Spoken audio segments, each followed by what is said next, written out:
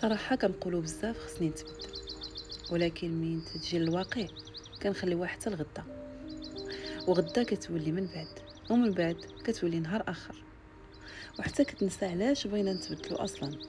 ولكن الحقيقة التغيير ماشي داكشي صعيب اللي كنتصوروه في بالنا، غير حنا كنفكروا فيه بزاف حتى كنخافوا منه.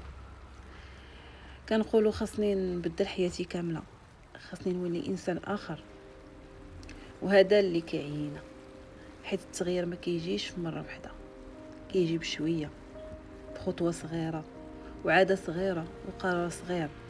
ولكن حنا باغيين كلشي دقه وحده، ومنين ما كيتحققش كنقول صافي ما مصلحش ليا. هو اصلا خاصو وقت. وشي حاجه اخرى، خاصك تكون صادق مع راسك، ماشي غير تقول بغيت نتبدل، ولكن تسول علاش. حيت الا ما كانش عندك سبب غادي توقف في النص، وراه طبيعي حتى الا بديتي غادي تغلط وغادي تكاسل وغادي تقول صافي من نحبس. ولكن هذا كامل داخل في التغيير، ماشي علامة الفشل، ولكن علامة انك مازال في المسار. وحتى انا مرات كنقول دابا غادي نبدل كلشي، ومن بعد كنرجع لنفس العادات. ولكن الفرق انني ما كنحبسش، كنرجع نحاول مرة اخرى.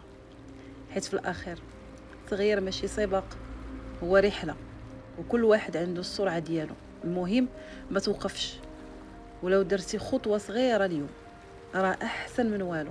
وخلي شوية ديال الصبر وشوية ديال الضحك على راسك، حيت الا خديتيها بجدية بزاف غادي تعيا.